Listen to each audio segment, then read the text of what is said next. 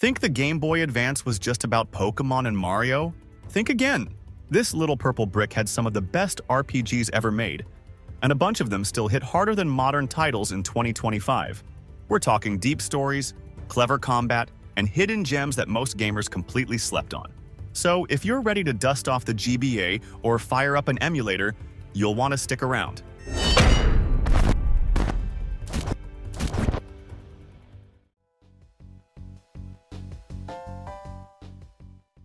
What if I told you the Game Boy Advance hit a zone of the Ender's Game that ditched Kojima's flashy mech ballet and went full tactical RPG instead? That's the Fist of Mars, a spin-off most people skipped, but one that tried some wild ideas you'd never expect to see running on Nintendo's little purple brick. The setup is classic anime drama. You're Cage Midwell, a colony kid who stumbles into a rebellion on Mars after barely surviving an ambush. Alongside Miona, a girl with amnesia, you end up tangled with BIS, a resistance group caught between Earth's grip and the Martian Enders fighting for independence. It sounds straightforward, but the game plays out in chapters with branching scenes, optional events, and multiple endings that shift depending on how you handle certain story beats. And for a handheld tactics game in 2001, that was ambitious. Now the battles are where things get spicy. On the surface, it looks like Fire Emblem with giant robots. Grids, movement, weapon ranges, the usual. But then it throws the interactive action system at you. Every time you attack, the game zooms into a first-person view where you have to manually aim at a moving target, and when defending, you drag a cursor to dodge incoming fire. Land a hit on a cockpit and it's critical damage. Miss your dodge and you eat a rocket to the face. It's part tactics, part reflex test, and it makes every skirmish feel personal. But if you hate twitch mechanics, you can switch to standard mode and let stats handle accuracy and evasion. But honestly, the IAS is the game's secret sauce. Outside of battle, there's more depth than you'd expect. You manage upgrades, tweak mechs to favor power or precision, defense or evasion, and shop for equipment between episodes. There's even a handy in-game dictionary for terms and lore. Plus the rare ability to save mid-fight, a lifesaver when missions drag. Visually, it's not mind-blowing, but the character art has style. And Yoji Shinkawa himself supervised the mech designs. The pacing can get bogged down with dialogue, sure, but the mix of tactical strategy, unique mechanics, and branching storylines make Fist of Mars one of the GBA's most overlooked RPG experiments.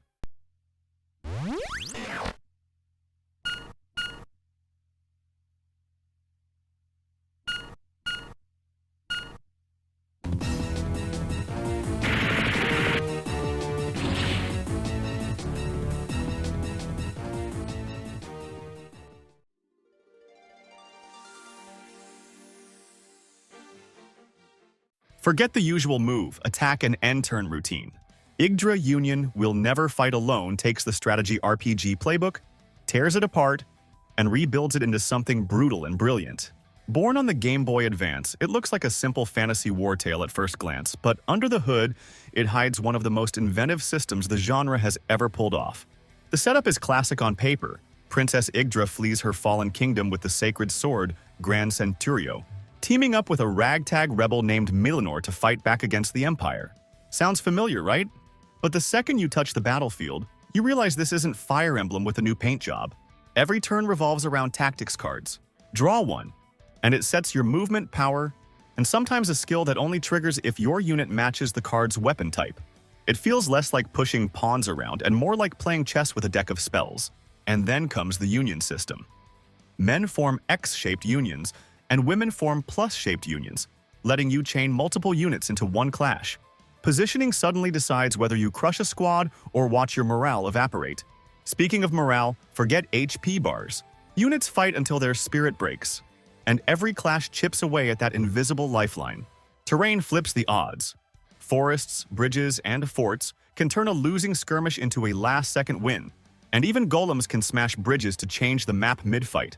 Add in a weapon triangle with swords, spears, axes, bows, and more, and suddenly every move feels like a gamble. Outside of combat, it's all about management under pressure. Items have durability, can't be unequipped until they break, and some double as morale restorers or permanent stat buffs. Reputation points open up trades and events, giving you more reasons to chase optional objectives. The PSP version refined the difficulty, added new characters and cards, while the modern remaster on Switch and PC brought in rewind, autosave, and speed-up features, making a brutal cult classic finally accessible without tearing your hair out.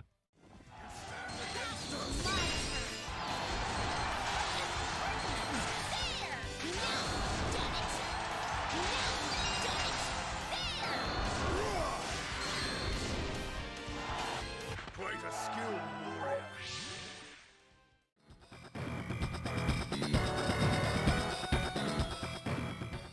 At first glance, Advance Wars looks like something you'd hand to a kid, with bright colors, chunky sprites, and little soldiers bouncing on screen.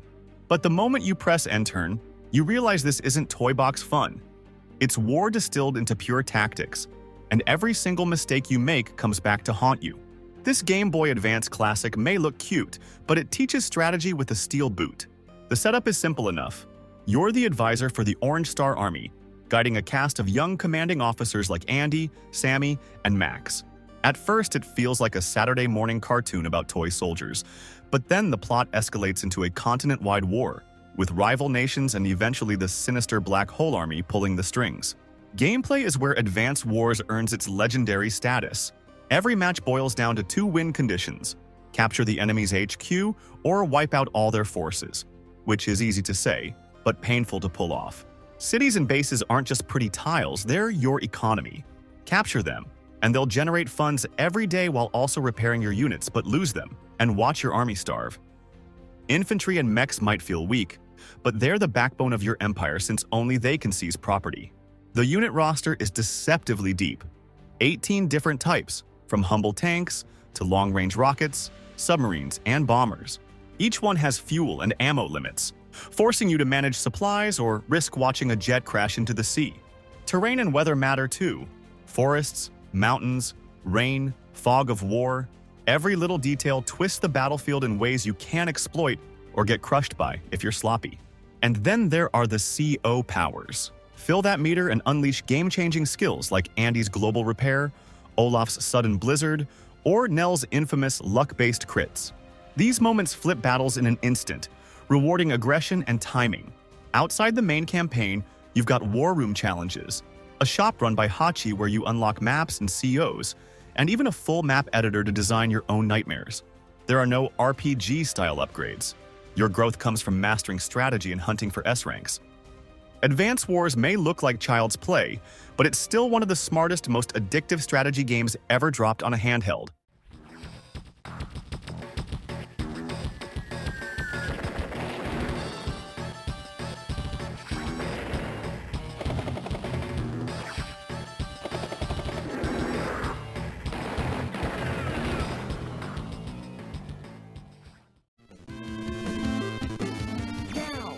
What if every RPG fight wasn't just about slashing enemies, but about watching your weapon slowly snap in half mid-battle? That's the hook of Summon Knight Swordcraft Story 2, one of the GBA's most underrated action RPGs, and a game that still feels fresh today. You play as either Edgar or Era, heirs to a lineage tasked with guarding a dangerous seal. When it's broken, your journey kicks off to hunt down the Demon Edge and stop the monster Gura. Sounds simple, but the real star here isn't just the plot. It's the crafting system and the guardian beast that tags along with you. Loki, Arno, Dinah, or Exild aren't just battle helpers. They're little comedy machines that constantly color the adventure with banter. Combat plays out in 2D side-view action. You jump, block, dash, and swap between 3 equipped weapons in real time. Each strike chips away at weapon durability, and once it hits 0, that shiny blade shatters. You're forced to juggle different weapon types: swords, axes, lances, knuckles, and even drills, each with their quirks. And break an enemy's weapon instead of their health bar, and you'll pocket valuable materials to fuel the game's crafting loop. And that crafting system? It's the heart of the game. Using shapestones tied to each weapon type, you forge over 200 variations, upgrading, imbuing, and experimenting as you hunt for the perfect build. Fail to manage your resources, and you'll limp into the next fight with nothing but scraps. But when it clicks, the loop of Break Loot Forge is addictive in the best way. Outside battle, exploration hides a bit of Metroidvania DNA. Certain paths only open if you've got the right weapon. Knuckles push rocks, Drills break walls and spears poke items out of trees. There's even a fishing minigame that spits out rare ores if you're patient. It's not groundbreaking, but it ties back into that obsessive hunt for better gear. Sure, there's backtracking, and the magic system feels undercooked compared to the melee combat, but Swordcraft Story 2 makes up for it with personality, a surprisingly sharp sense of humor, and one of the most satisfying crafting loops the GBA ever saw. Command execute! Target confirmed. Mode change. Fire!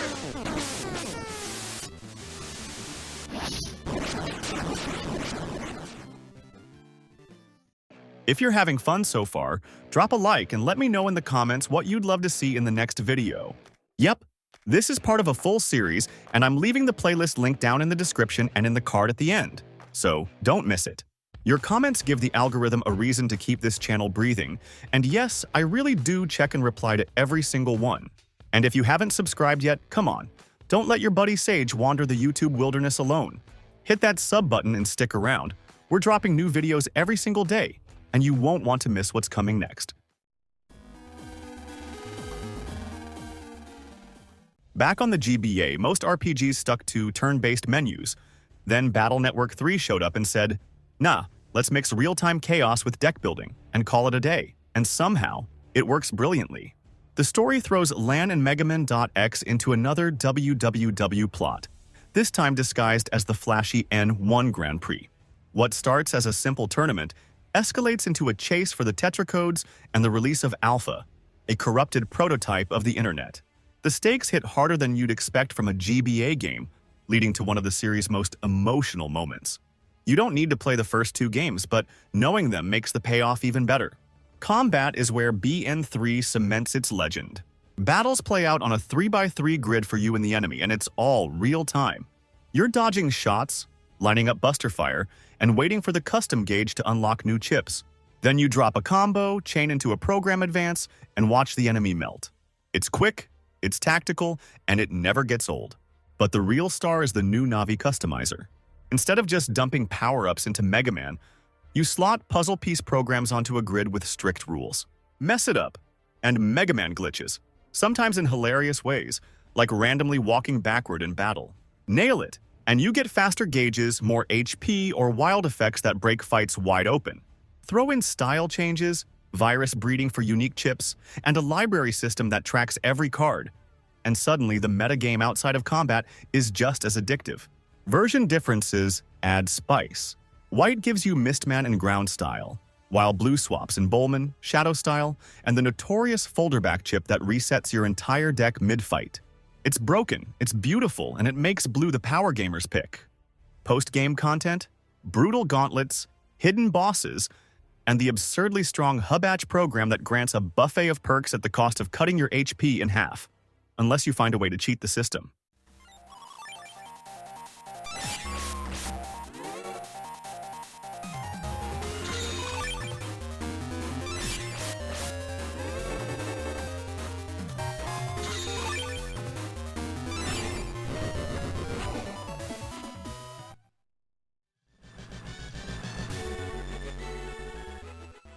What if I told you that one of the most ambitious tactical RPGs on the Game Boy Advance wasn't about swords or magic, but about giant robots firing laser cannons the size of a building?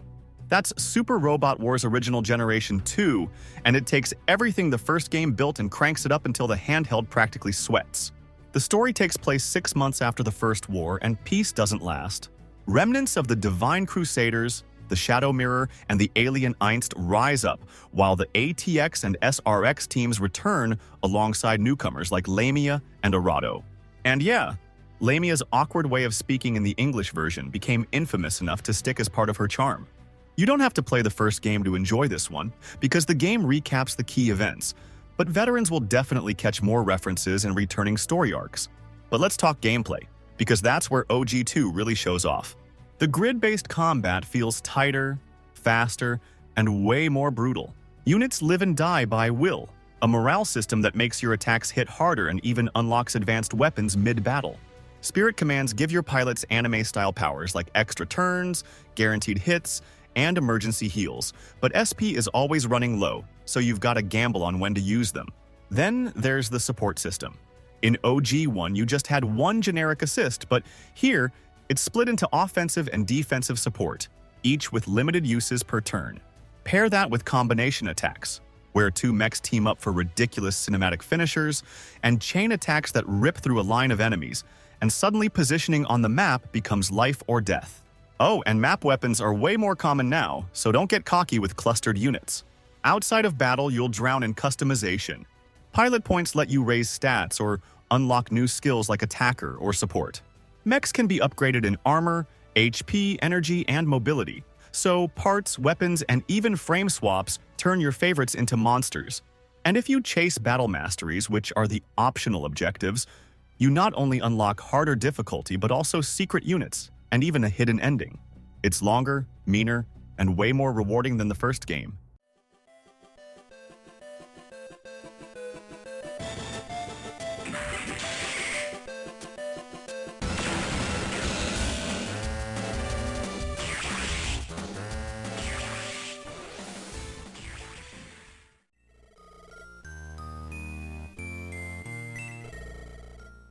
What happens when a cult classic from the 90s gets more than just a coat of paint?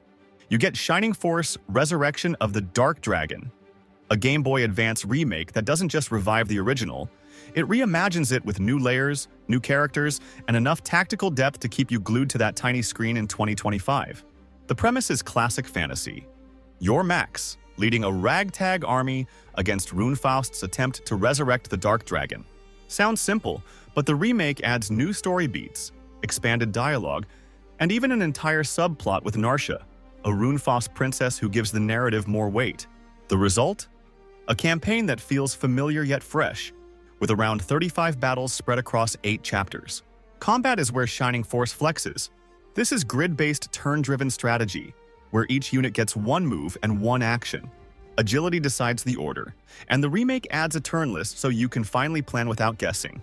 Terrain matters, forests and mountains cut movement but boost defense, while ranged weapons and area spells punish sloppy positioning. And don't worry, death isn't permanent here. If a unit falls, a priest can revive them between battles, though you'll pay for the mistake. Progression keeps things interesting. Characters level up, and once they hit 10, you can promote them to a stronger class, resetting their level but unlocking better gear. Shops let you buy, sell, or repair equipment, and sometimes offer deals which are rare items you missed in battle. Weapons and items often have special effects when used, but here's the catch. They can break, forcing you to think twice before spamming them. Outside of combat, the headquarters is where you manage your squad. Nova, the strategist, gives tips, and you pick your 12 fighters for the next mission. And you can stash gold in the bank so you don't lose it all if Max goes down. Priests save your game, lift curses, revive fallen allies, and handle promotions. And then there's Moloch. His card system is exclusive to the remake, letting him copy skills, trigger special effects, or even summon clones if you've collected the right cards. It's quirky, powerful, and adds a layer of strategy you won't find in the original. Throw in hidden characters, secret items like the yogurt ring, optional battles, and you've got a remake that doesn't just honor the original, it outshines it.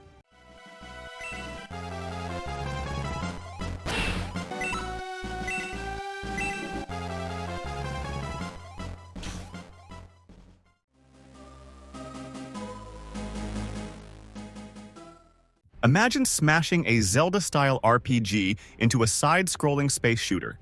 Sounds insane, right? But that madness actually exists, and it's called Sigma Star Saga, one of the boldest experiments ever squeezed into the Game Boy Advance. It's an RPG, it's a shmup, and sometimes it feels like it's trying to be both at once, with mixed but fascinating results. The setup puts you in the boots of Ian Wrecker, a human pilot turned double agent in the Krill Empire, caught in a war over biomatter and a tangled bond with Syme, a rival ace. The story pushes multiple endings, and if you want to save everyone, you'll need to replay on New Game Plus. On the ground, Sigma Star Saga looks like a classic top-down RPG. You wander planets, chat with NPCs, and unlock paths with tools like scanners and boosters. But every few steps, the screen rips you into a random battle, and suddenly you're piloting a starship. Here's the twist.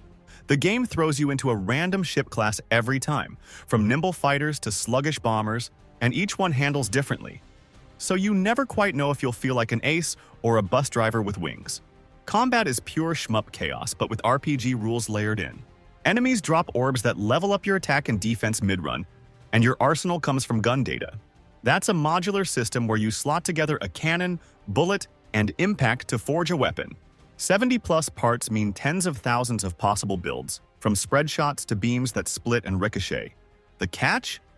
You can't swap mid-battle, so a bad setup can leave you sweating through waves of krill drones. The game's ambition also drags it down. Random encounters can feel endless, with some asking you to shoot down nearly 100 ships before you're allowed back to the planet's surface. The hitboxes are chunky, the backtracking heavy, and repetition sets in fast.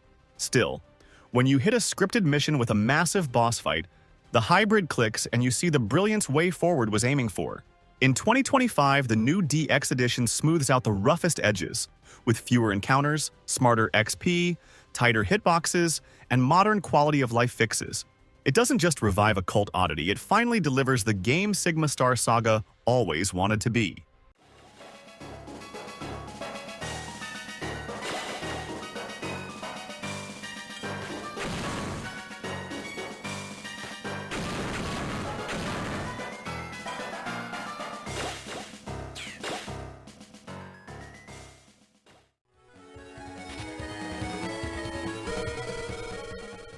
What if an RPG threw out random battles, tossed experience points in the trash, and told you every swing of your weapon had an expiration date? That's Riviera: The Promised Land, one of the strangest and smartest handheld RPGs you probably missed. You play as Ian, a so-called grim angel ordered to unleash a doomsday weapon on Riviera. Classic setup, right? Except he loses his memory, stumbles into a quiet village, and ends up teaming with 4 very different heroines to protect the land he was supposed to destroy. That's where things get interesting, because the game doesn't just want you to save the world, it wants you to manage it. Exploration isn't free roaming. Every screen is basically a puzzle. You choose to look around, move forward, or spend trigger points earned in battle to dig deeper. Hidden chests, ambushes, secret events, all gated behind this economy, and even opening a chest might throw you into a QuickTime event. Fail, and the trap fries you or the loot vanishes, so nothing here comes cheap. Then, there's combat. Forget stockpiling weapons. Your inventory is limited to 16 slots, and before each fight you can only bring 4 items. That staff you carried? With Fia it heals. With Sierra it blasts magic. Same item, but different role. Every use eats away durability, and when it breaks, it's gone forever. The twist? Breaking things isn't always bad, it's how you unlock overskills, which are flashy special moves powered by your overdrive gauge. Think of it as bittersweet progression. Sacrifice gear, gain power, and stats don't come from grinding levels, they come from mastering weapons. Train with a bow, learn its skill, and watch your numbers grow. It feels more like building characters through choices rather than watching an XP bar crawl. And because every battle is ranked, your performance feeds back into rewards and more trigger points, pushing you to play sharp instead of autopilot.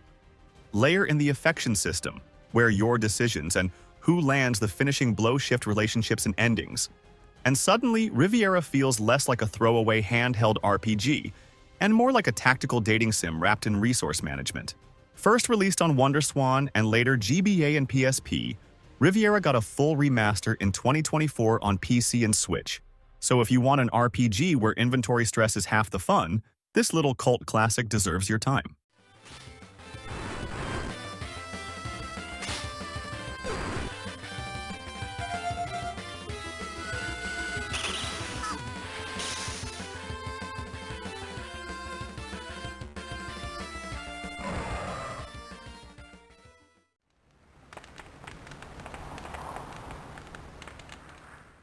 Think Diablo on a Game Boy Advance. Sounds insane, right?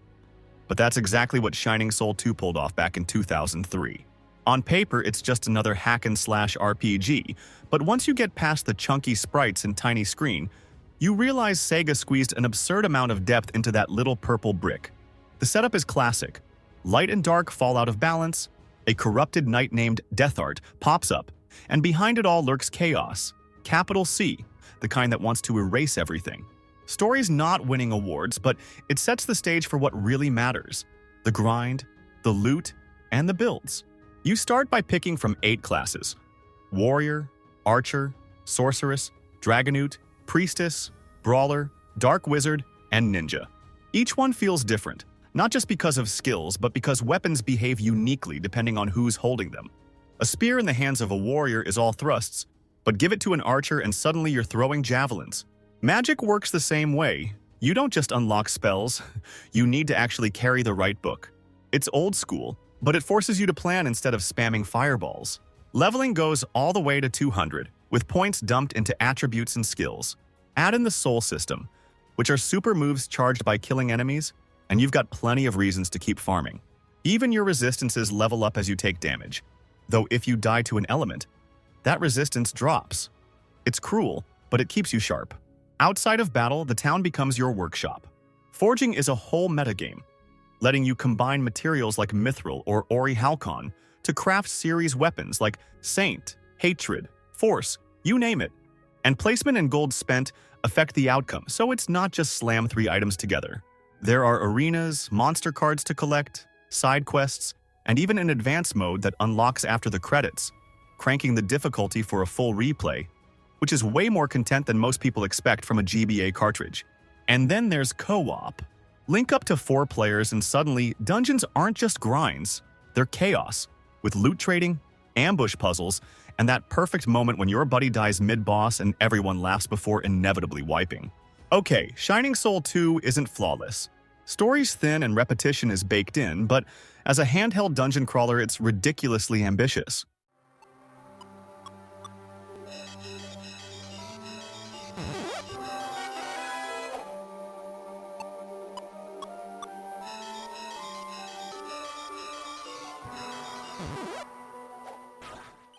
If you're still with me, the link to the playlist is popping up in the card right now. This video is part of a full series, and trust me, they're packed with even more amazing picks you'll definitely want on your radar. And hey, don't forget to support your buddy Sage by subscribing to the channel and leaving a comment on each video. It keeps the algorithm happy, and honestly, it's the digital equivalent of tossing me a high five.